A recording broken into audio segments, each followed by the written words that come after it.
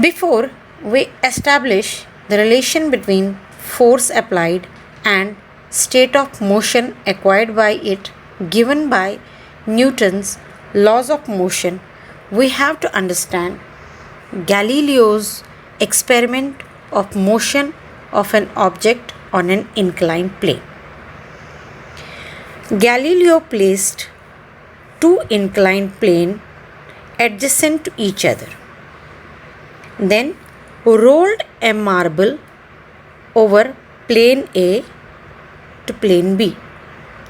When the marble rolled down an inclined plane, its velocity increases, and when it goes up on second inclined plane, its velocity decreases.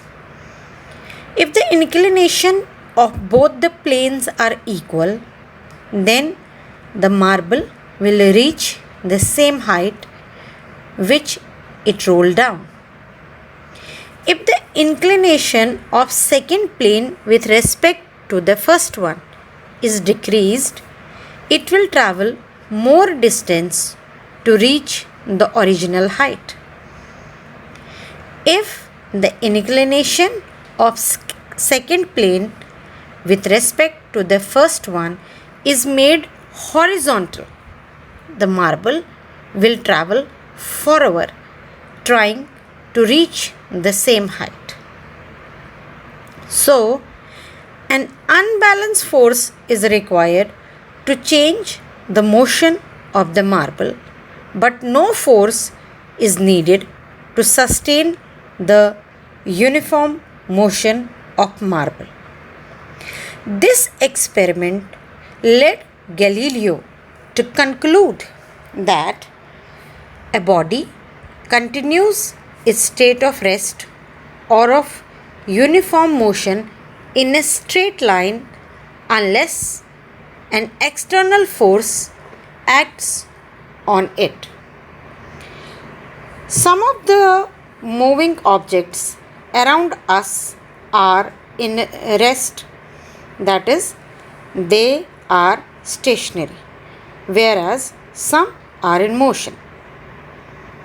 Newton's first law also describes the behavior of such body which are in state of rest or of uniform motion in a straight line.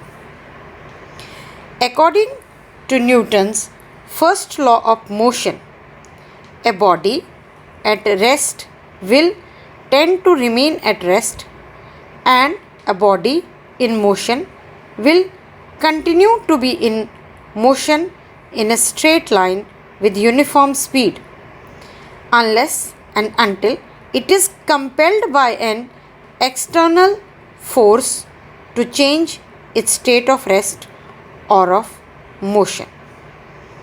Suppose a book is lying on the table. It is in the state of rest. The book will not move unless and until an external force does not apply on the book so as to change the state of rest.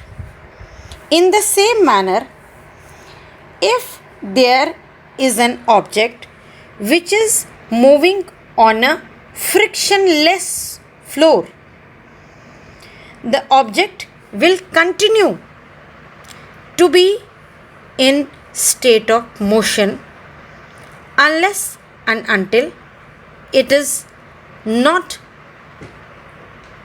an external force does not act over it.